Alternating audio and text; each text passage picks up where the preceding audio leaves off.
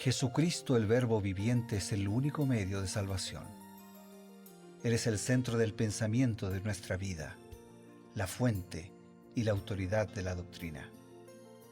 El principal propósito de la vida de Cristo fue la obediencia a los mandamientos, exaltando la ley de Dios como un reflejo de su carácter. El principal mensaje a ser predicado en el mundo, basado en Apocalipsis 14, está representado por 3 ángeles llevando el Evangelio eterno al mundo entero. Este mensaje se basa en los encantos inigualables de Cristo y declara que la hora del juicio ha llegado y llama a obedecer los mandamientos de Dios. Mediante su palabra, Dios ha comunicado a los hombres el conocimiento necesario para la salvación. Las Santas Escrituras deben ser aceptadas como dotadas de autoridad absoluta y como revelación infalible de su voluntad. Y aunque el canon de las Escrituras inspiradas está cerrado, el Espíritu Santo continúa iluminando, amonestando y confortando al pueblo de Dios a través del testimonio de Jesús, el Espíritu de profecía. El camino a la vida se traza a través de un camino angosto que debe ser recorrido con confianza en las promesas que Dios dejó a hombres y mujeres fieles que dedicaron sus vidas hasta la muerte por el Evangelio eterno. Los fundadores de la Iglesia soñaron con el día en que la revelación sería una realidad en sus vidas. Miraron con los ojos de la fe a aquel día glorioso cuando finalmente la promesa sería cumplida en la venida magistral de Jesucristo a esta tierra para recompensar a cada uno según sea su obra.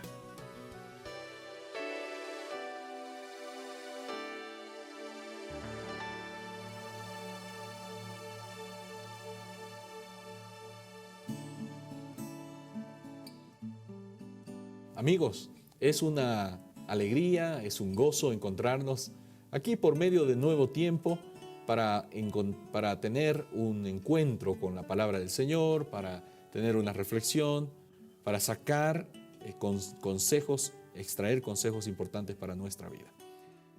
Para esto tenemos la compañía del pastor Bruno Razo, a quien saludamos cariñosamente. Muchas gracias, Pastor Ever. Lo hacemos con alegría, lo hacemos con gusto, también con necesidad, ¿no? Nuestra propia necesidad. Sin duda. Y la necesidad de todos nuestros amigos y hermanos de buscar cada día profundizar más la palabra de Dios, encontrando un mensaje que aplicamos a nuestra vida. Hoy nos detenemos en el capítulo 2 del primer libro a Samuel y en los comentarios, algunos comentarios de Elena de Huay en relación a este capítulo. Justamente ayer habíamos comenzado con un nuevo libro, como mencionó, que es Primera de Samuel. Tiene 2 libros, ¿no? Primera de Samuel, Segunda de Samuel. Y en Primera de Samuel nos está empezando a narrar una historia muy, muy bonita, ¿no? Una pareja, una mujer que era estéril, se lo pide a Dios un hijo y Dios se lo concede. Pero en el capítulo 2 vemos que esta mujer lleva a su hijo a vivir a la casa del sumo sacerdote, Elí. Y Elí pues trabajaba en el santuario, así que Samuel fue creciendo juntamente con Elí allí en el santuario. Y bueno, nos está narrando que Elí tenía 2 hijos, pero que esos 2 hijos no reflejaban la educación que habían recibido o que deberían haber recibido como hijos del sumo sacerdote. La Biblia además claramente afirma que los hijos de Elí eran impíos. Malos. Sí, malos. Pero parece ser que alguna cosa tenía que ver el papá. ¿Cómo influyó el proceder de Elí, su padre, para que estos jóvenes manifestaran estos rasgos tan equivocados de carácter? Elena de Huay escribe en Patriarcas y Profetas lo siguiente: Elí fue un padre indulgente, amaba la paz y la comodidad, que no ejercía su autoridad para corregir los malos hábitos ni las pasiones de sus hijos. Antes que contender con ellos o castigarlos, prefería someterse a la voluntad de ellos y les cedía en todo. En vez de considerar la educación de sus hijos como una de sus responsabilidades más importantes, trataba el asunto como si tuviera poca importancia. Resumiendo y enfatizando, no siguió las orientaciones de Dios, prefirió la comodidad antes que la firmeza, no tuvo un estilo disciplinario que significaba elogiar lo que estaba bien, aprobar lo que se estaba haciendo bien y desaprobar y corregir lo que se estaba haciendo mal. Fue indulgente, es decir, no consideró la educación de sus hijos como una de sus responsabilidades más importantes. Dejó de lado su obligación y su compromiso.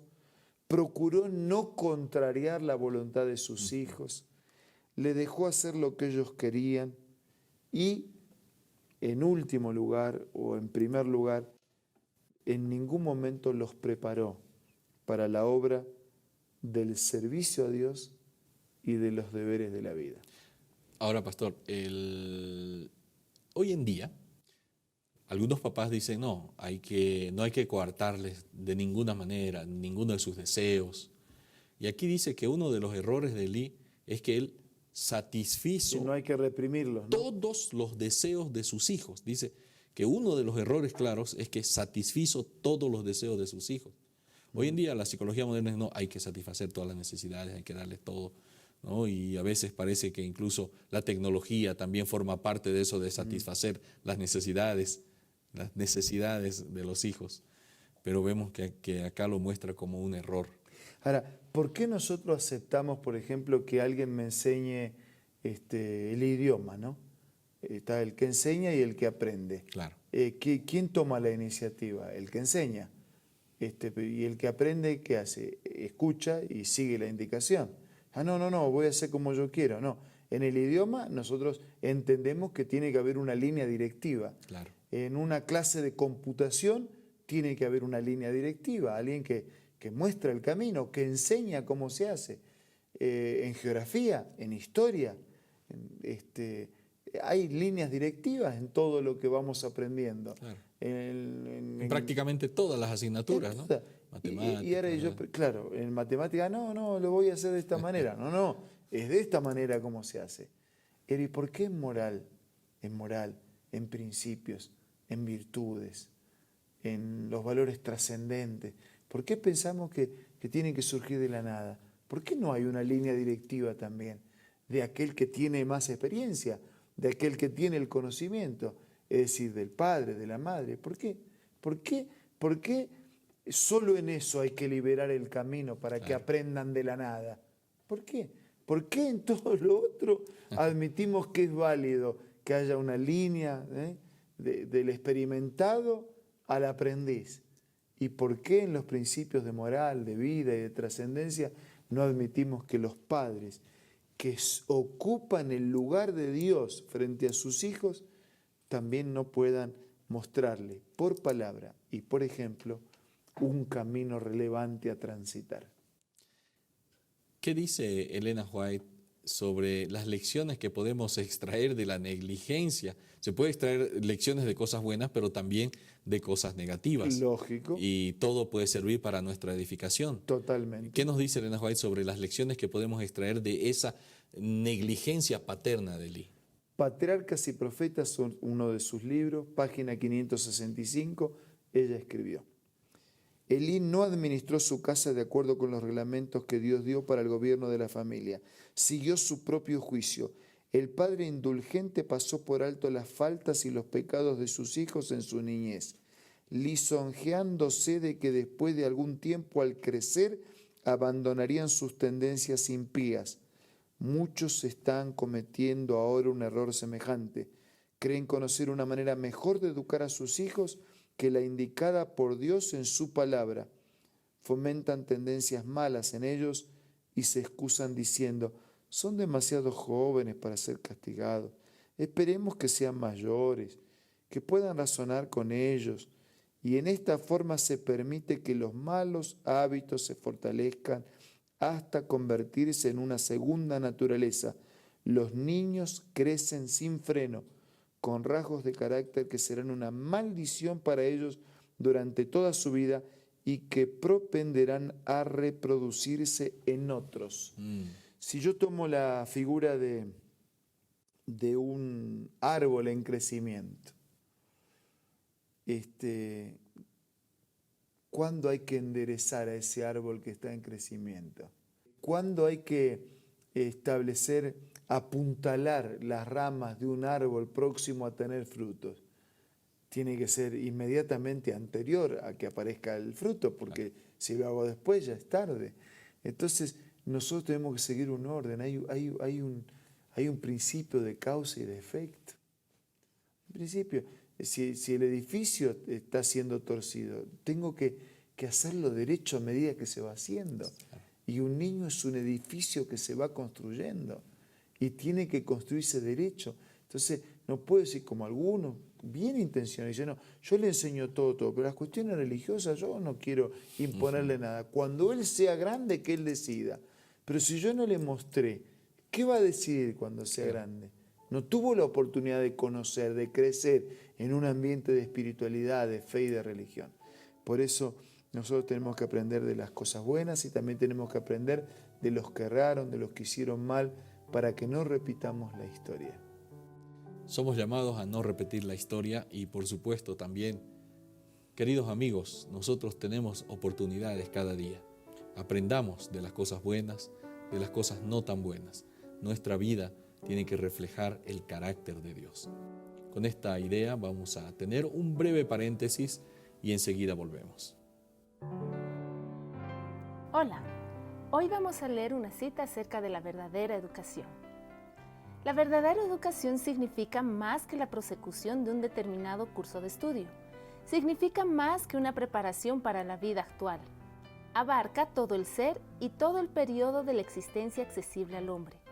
Es el desarrollo armonioso de las facultades físicas, mentales y espirituales. Prepara al estudiante para el gozo de servir en este mundo y para un gozo superior proporcionado por un servicio más amplio en el mundo venidero. Esta cita puedes encontrarla en el libro La Educación, escrito por Elena G. de White. Te invito a que puedas ser parte de tu biblioteca personal. Adquiérelo visitando ahora mismo la página www.aces.com.ar o también visita una iglesia adventista del séptimo día más próximo del lugar donde tú te encuentres. También puedes descargar la aplicación Elena G. de White del App Store o del Play Store. Los invitamos a tener un momento más de reflexión, una apelación al corazón y a la mente, y enseguida pedir la bendición del Creador.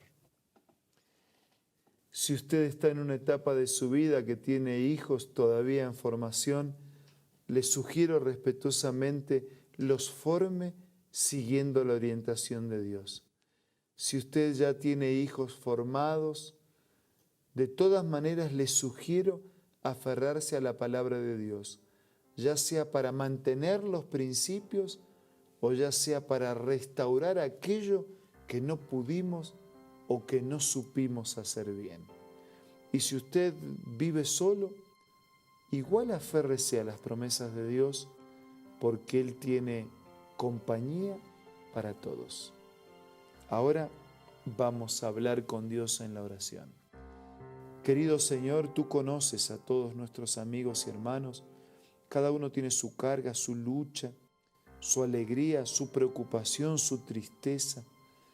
Te pido que tú puedas abrazar fuertemente a cada uno y que contigo también podemos recuperar aquello que no supimos o no pudimos hacer.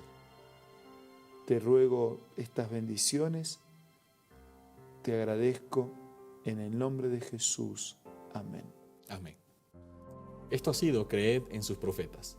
Tenemos un compromiso y una cita el día de mañana, Dios mediante, por medio de la red Nuevo Tiempo. Creed en sus profetas.